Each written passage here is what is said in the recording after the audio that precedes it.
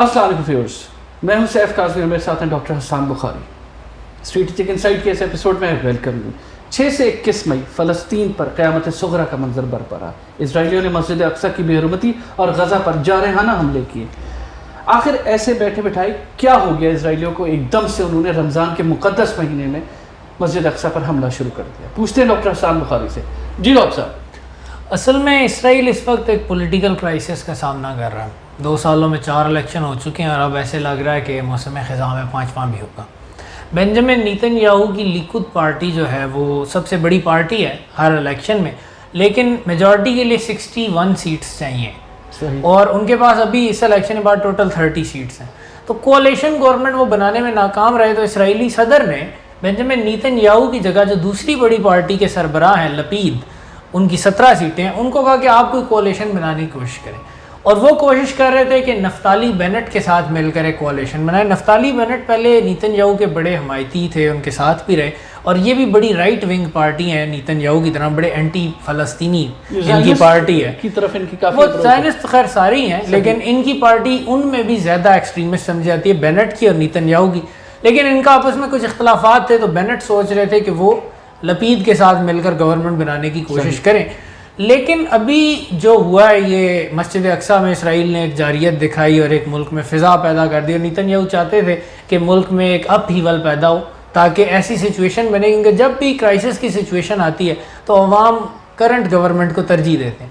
تو نیتن یاہو کو اس کنفلیگریشن سے یہ فائدہ ہوا کہ نفتالی بینٹ نے پھر فوراً اعلان کر دیا کہ ٹھیک ہے، ہم نیتن یاہو کے اب ساتھ ہیں، اس کرائسس کے موڈ میں ہم اپنی گورنمنٹ کو ویک نہیں کر سکتے۔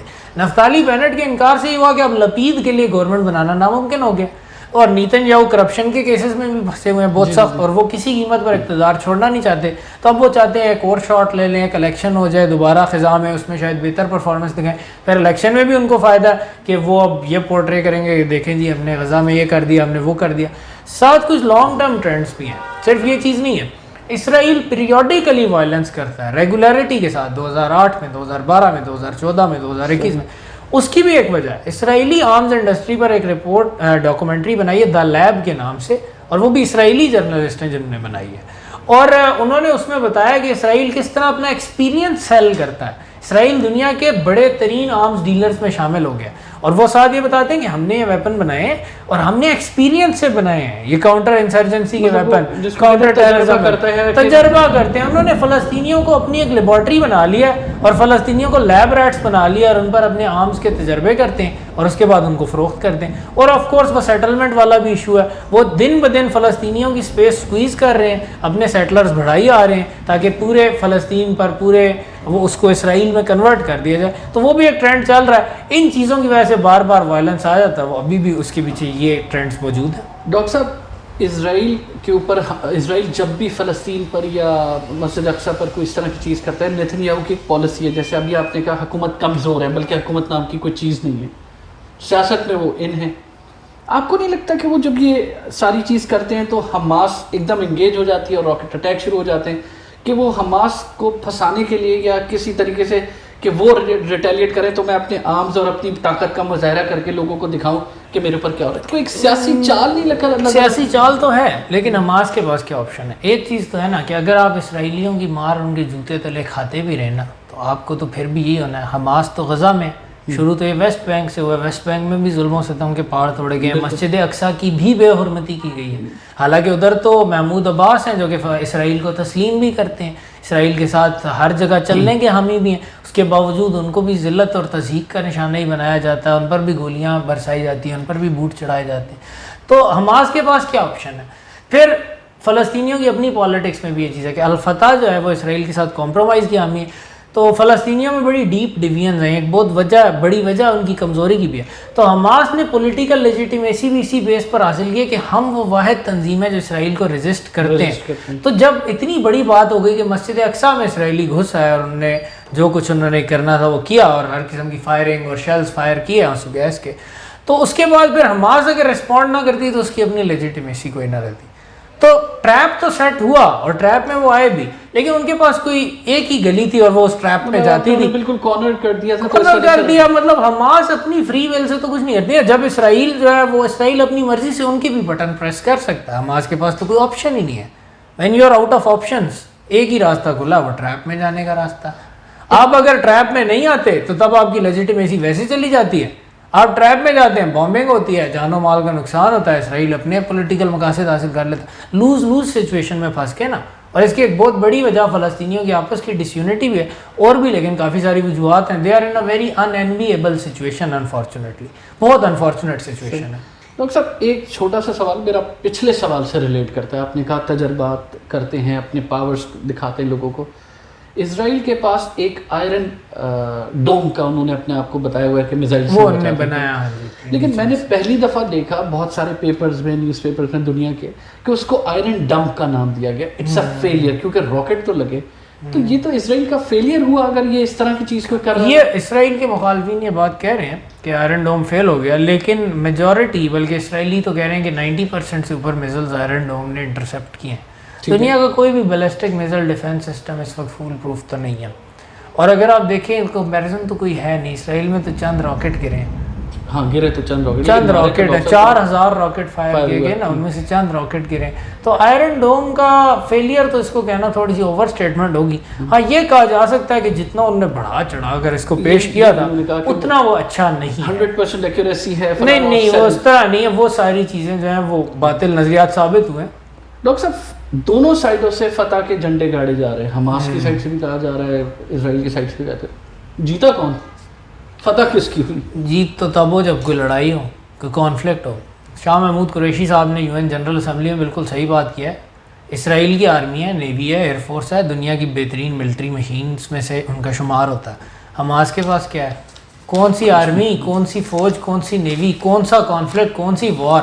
اسرائیل نے خود ایک ٹریپ سیٹ کیا جس سے وہ اسکیپ کر ہی نہیں سکتے تھے, پھر مارا, پھر ساری دنیا کو یہ بتایا کہ ہم مظلوم ہیں, کہانی ختم.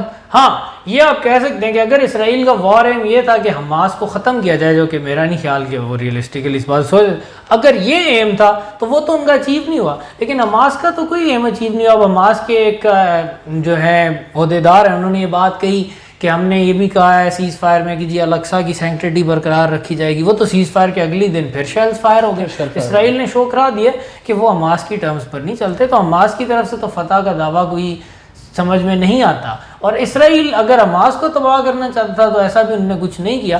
ہاں نیتن یاہو کو فتح ہو گئی ہے, کیونکہ بینٹ جو ہیں وہ نفتالی بینٹ اب نہیں جا رہے لپید کے ساتھ, ان کو فتح ہو گئی ہے. اب ان کے خلاف گورنمنٹ نہیں بن رہی, وہ اب اگلے الیکشن تک وزیر اعظم رہیں گے اور وہ عدالتوں سے بھی بچ جائیں گے. تو فتح نیتن یاہو کی ہوئی, نہ اسرائیل کی ہوئی, نہ فلسطین کی ہوئی. نیتن یاہو جیت گئے. نیتن یاہو کی پولیٹیکل وکٹری ہو جائے گی. ہاں ان کو فائدہ ہو گیا کافی.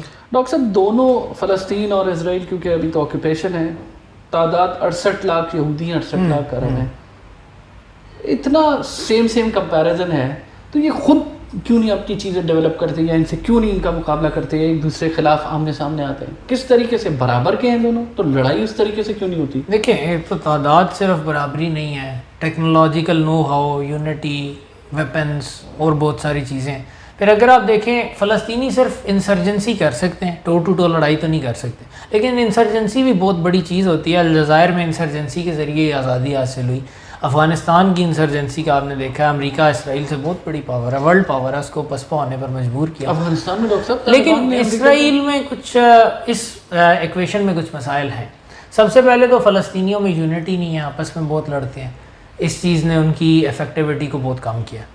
پھر فلسطینی بہت زیادہ ڈیپینڈنٹ ہیں اسرائیل پر اکنامکلی. اسرائیل ان کو ایک سلیو لیبر کے طور پر یوز کرتا ہے اور ساری مینیل جابز اسرائیل میں فلسطینی کرتے ہیں, لیکن فلسطینی ان پر ڈیپینڈنٹ ہے کیونکہ ان کے پاس اس سے بہتر اور کوئی آپشن ہی نہیں ہے. روٹی پانی کا کوئی آپشن نہیں ہے, نوالے کے لیے بھی اسرائیل کے محتاج ہیں. ایک نوالہ ان تک اسرائیل کے طفیل سے ہی پہنچتا ہے, تو اس طرح پھر کھل کے کھڑے نہیں ہو سکتے.